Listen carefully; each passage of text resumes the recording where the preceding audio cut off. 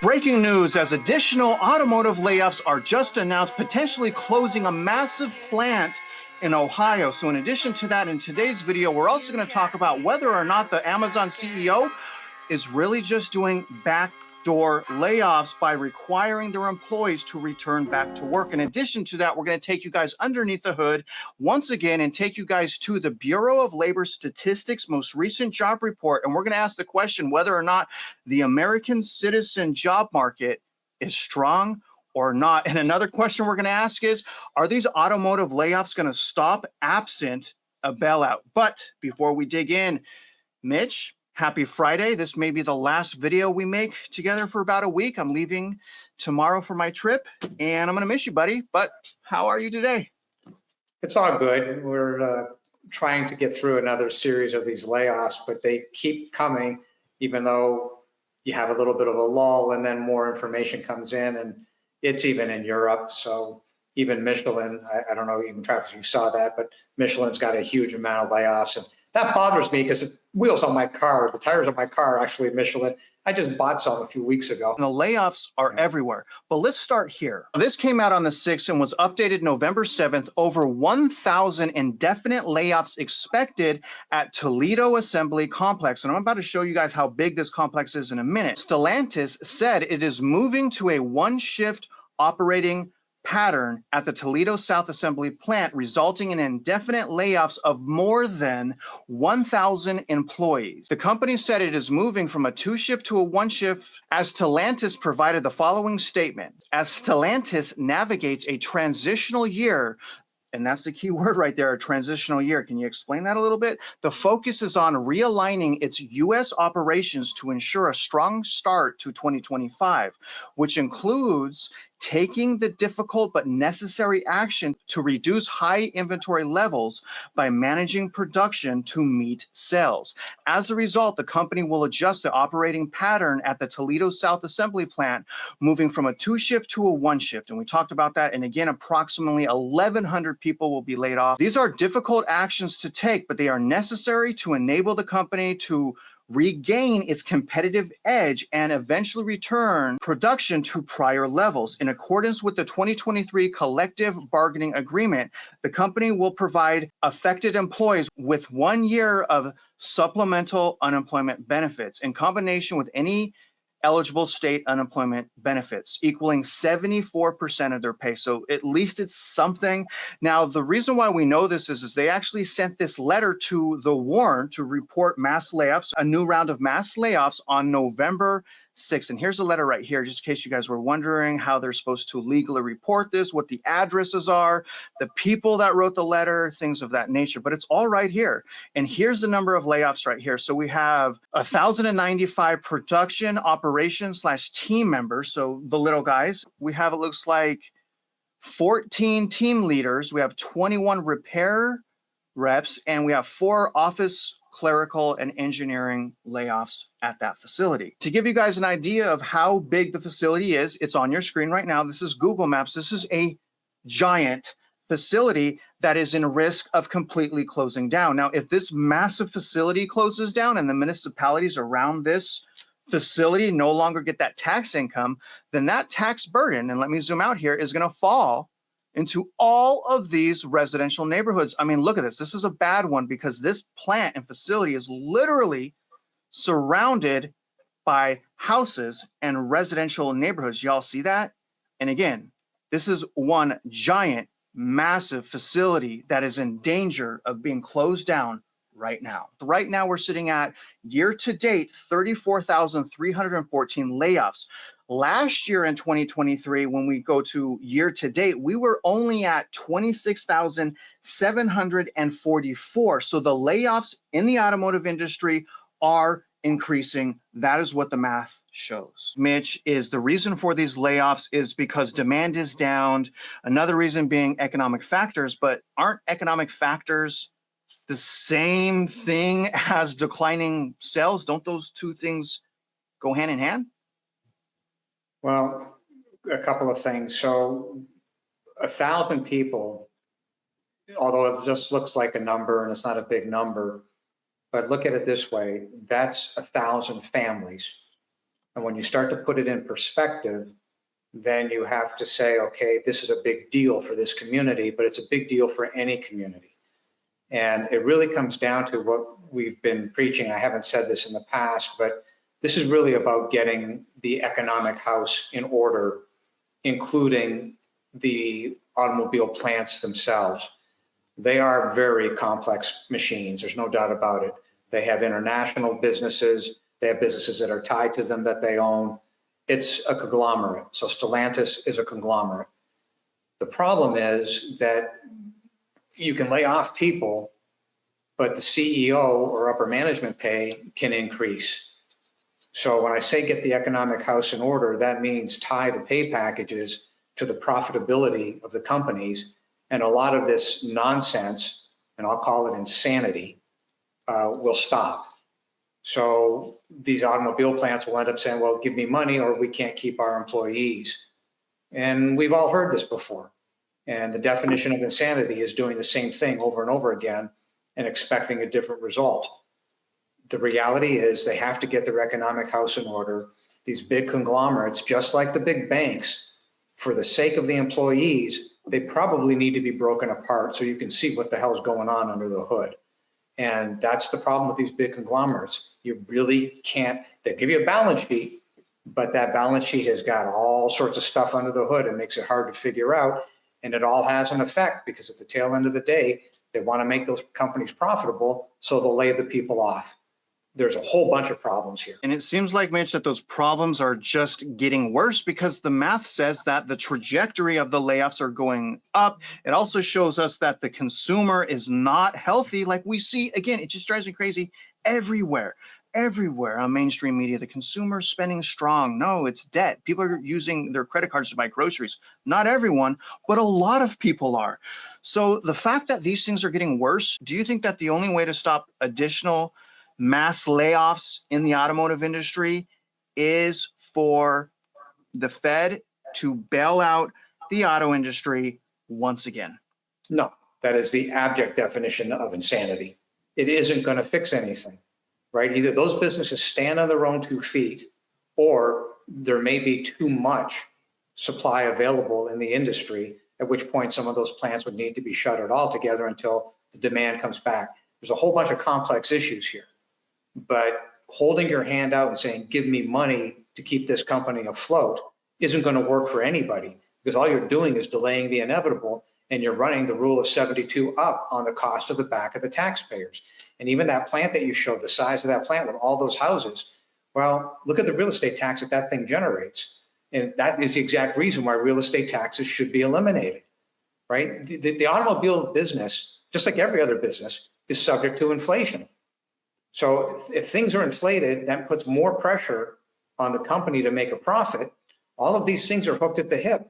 It's not fair that everybody is having to pay real estate tax at some level. Some people get a benefit, some people don't, when inflation is running and they're lying on the values. That's not what the system ever was created to be. It's not what the law in their 16th Amendment allows. So all of these things are hooked at the hip. This company is saying we have to be profitable. Amen. We all agree.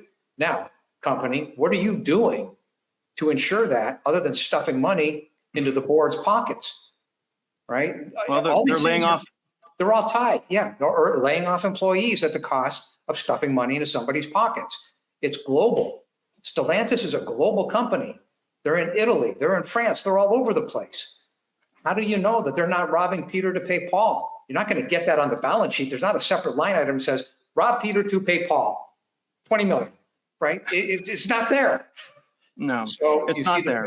Yeah, it's complex.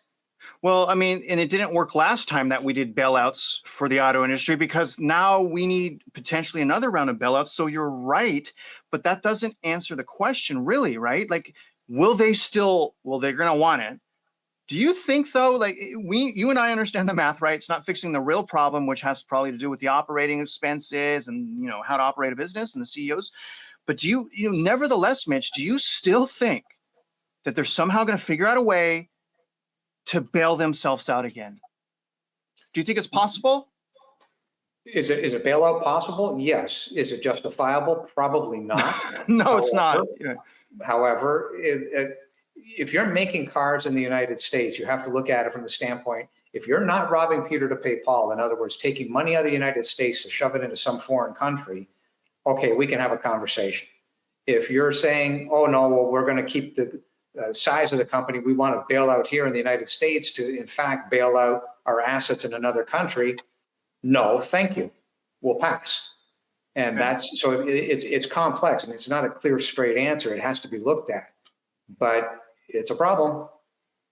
Well, let's talk about our country and let's talk about foreigners. And let me bring up the Bureau of Labor Statistics, and I want to show you some very interesting data. This is the October report for the Bureau of Labor Statistics, and I want to compare the job growth or decline for foreign versus native. Okay, so that's where we're going to start. And we're only going to look at employed. When we look at employed from this column to this column, this is going to be the 1 year, so October 2023 to October 2024. Foreign jobs, okay, foreign employment, you see here, went up by 1.03 million jobs year over year. So again, if you're a foreigner, we added over 1 million jobs in just 1 year. But Mitch, when I go down here under employed, I noticed from 1 year to the next, we didn't have any job growth. Citizens lost 773,000 jobs. That math is weird, but it gets worse. When we go to page 21 and we look at full-time, we lost in just 1 month, guys, we've lost, according to this data, 258,000 full-time jobs. It was replaced by part-time jobs, so we got an increase in part-time jobs of 150,000. So that wasn't even enough to cover the jobs that were lost from full-time. Is the Native American job market strong, Mitch? Why or why not? No. And part of the problem is you can't, it really is kabuki theater. I mean, there's no doubt that Americans are losing jobs, but I want to take a second and veer off of this. So many years ago, I did a project in Plano, Texas, and city staff was highly offended that I wanted to build townhomes in this particular location. And this is immediately after September 11th. And staff was opposed 100%. This isn't going to happen. So I got busy and did some research and did some analysis. And I explained, I insisted that I go in front of city council. And basically I backed city council into a corner. And I said, you are paying police officers, nurses that work for the city, firemen, money. And that money is leaving your city and going into Allen, Texas, because these people can't have housing in the immediate vicinity. I'm providing that housing. So basically I backed them into a corner. Well, and I got the project built. So it turns out we're actually having a discussion now on this exact same issue. If it's built in the United States and the books are clear and you can see where the money is going and the economic house is in order and the debt isn't out of line and the real estate taxes would be fair, which they're not, therefore they have to be eliminated. That's the step of criteria is necessary to have a healthy company. Well, the kabuki theater is we're going to use this money over here granted to us from the United States, and we're going to stick it over here in Europe or Germany or wherever it happens to be, Australia, wherever the company happens to be. And that is the problem in that it's not a fair playing field, and the information is intentionally being hidden from the American public. So consider yourself, if you're an employee, you say, I want to go to work for Stellantis. I like what they build. I like Jeep. I want to go to work for Jeep. Well, if you pull up their balance sheet and you look at it and say, hey, okay, the company's got X billions in revenue. This isn't so bad. How bad can it be? And then you find out at the tail end of the day when you start working there, oh yeah, you've been laid off. We got to shove X amount of dollars over here for compensation, et cetera, et cetera. Well, that's not fair. It's not fair to the executives in the C-suite to be hiring people only to turn around and fire them because they themselves don't have the ability to understand how much money is being robbed from Peter to pay Paul. Well, Mitch, they have the ability to turn people's lives upside down that they overhired. So they have that ability. That's one of the points to this discussion, right? If you're going to get a job, you want to have that job for as long as humanly possible, assuming you enjoy the job. And there's nothing not to enjoy. These are, generally speaking, well-paying jobs. But the fact of the matter is, if you don't have a job and you're one of those 1,000 people, i.e. 1,000 families, this is tough. And that story is going to repeat itself because you have an economic cycle. And the higher inflation goes, the more the unemployment, because the less the profits. So the companies have to survive, so staff gets cut. Inflation, which is, in fact, an illegal tax, whether anybody likes it or not, get over it. That is what it is a creation of the government. The bigger the government, the higher the inflation, because they keep printing money to keep the story going. And the story is a fraud. Well, speaking of fraud and staff cuts and information hidden, let's talk about information potentially being hidden from employees. This came out November 5th. Amazon CEO, so we're going to talk about the Amazon CEO, denies full in-office mandate is backdoor layoff. Well, first of all, when I'm reading this, I'm like, well, of course he's going to deny that. Why would he want to tell the truth? He gets in trouble when he tells the truth, which incentivizes him to lie, which means systemically, we got an issue with morals and integrity and ethics being in business. It's literally non-existent. You get penalized, Mitch. You get penalized for doing the right thing. Amazon's plan mandates 5-day in-office work starting next week. CEO Jassy denies plan. It is a backdoor layoff or city deal. The controversial plan mandating workers come to Amazon offices every day starting next year, up from 3 days in a row, has caused consternation among employees who said it is stricter than other tech companies and will hinder efficiency because of commuting time. So on one hand, I get it. Like, you guys shouldn't have hired these people and now you're going to fire them like losers. But on the other hand, I mean, are they talking about their children or employees right now? I'm confused. Are these rules for their children, Mitch? We don't go on social media and Facebook and try to beg for our jobs back. I'm used to, if I leave, I'm done. I don't work for someone that I don't want unless I have to, and that may be an issue. A number of people I've seen theorize that the reason we were doing this is a backdoor layoff, or we made some sort of deal with the city or cities. I can tell you both of those are not true. This is very much about our culture and strengthening our culture. So, Mitch, maybe their culture is to lay off people. Because then that would be strengthened, their culture. It's interesting to hear them say in the same sense that, they're laying off people while strengthening their culture. All of this prompted a letter signed by more than, this is crazy, Mitch, 500 Amazon employees. Okay, so 500 Amazon employees. I have the article right here. This is crazy to me. Amazon workers appalled by AWS as CEO returned to office remarks urged policy reversal. And this was about 7 days ago.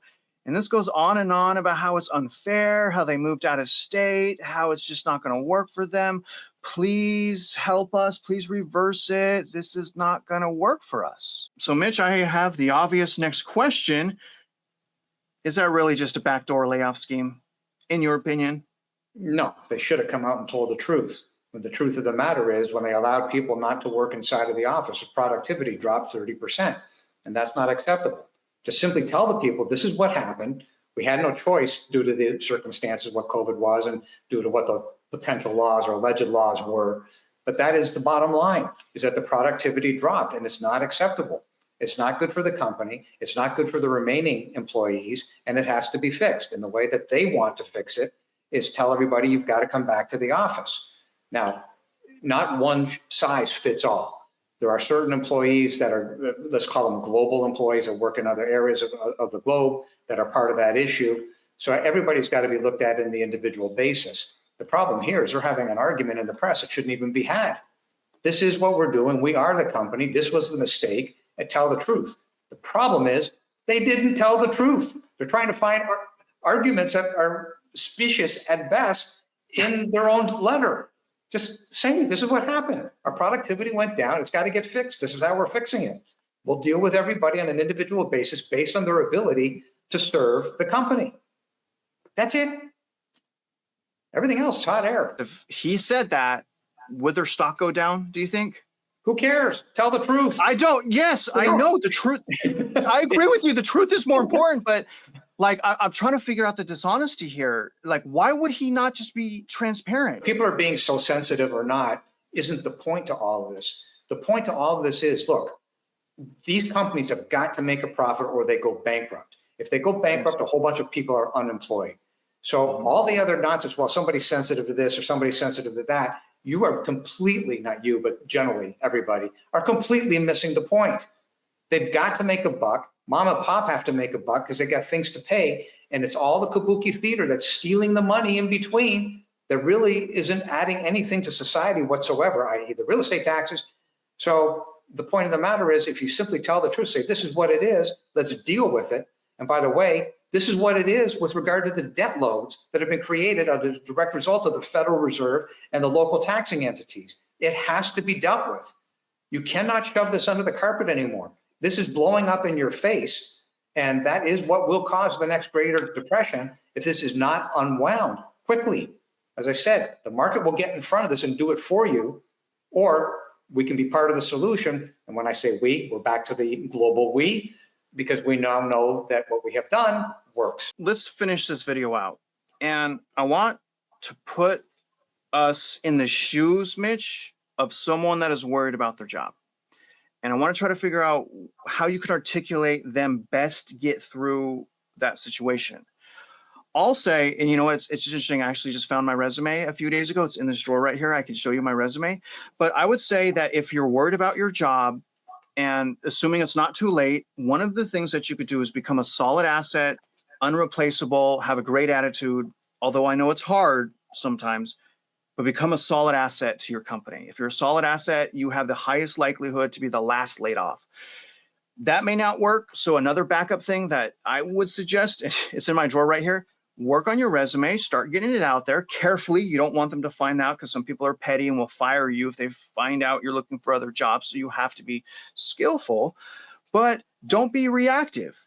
Be proactive. And the more and more that we're proactive as a result of learning these things, the more that we can act on that information and not be swept away with reactions.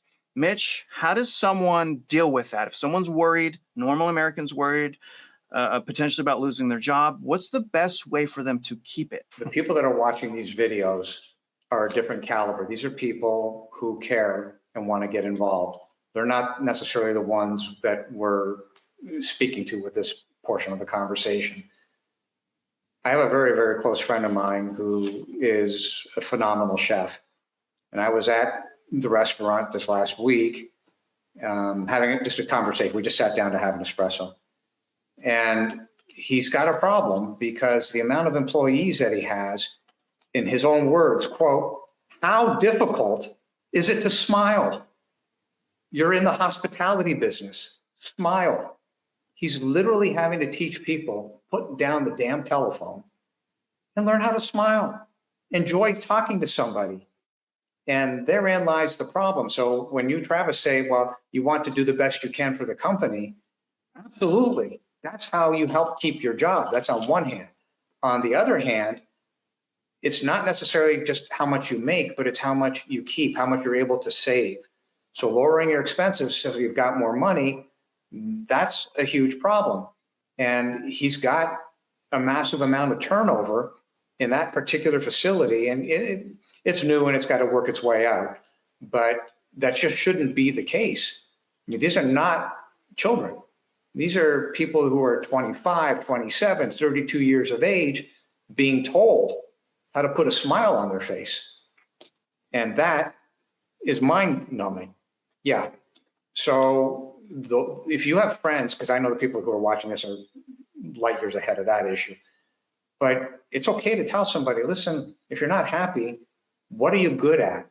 We'll find a job for you. We'll work together. You know, we'll look things up on the internet, whatever.